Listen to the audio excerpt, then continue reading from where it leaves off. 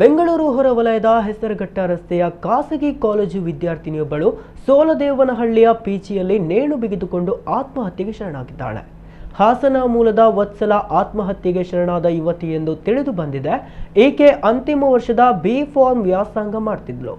8 ಪುಟಗಳ death note ಬರೆದು ಆತ್ಮಹತ್ಯೆ ಮಾಡಿಕೊಂಡಿದ್ದಾಳೆ.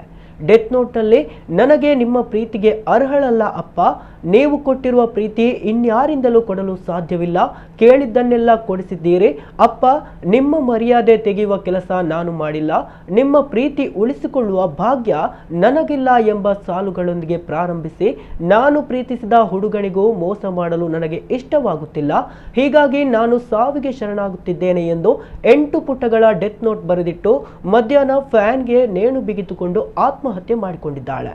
ಉನ್ನತ ವಿದ್ಯಾಭ್ಯಾಸಕ್ಕೆ ಹಾಸನದಿಂದ ಬೆಂಗಳೂರಿಗೆ ಬಂದು ಪಿಜಿಯಲ್ಲಿ ಆತ್ಮಹತ್ಯೆಗೆ ಶರಣಾಗಿದ್ದು ದುರಂತವೇ ಸರಿ.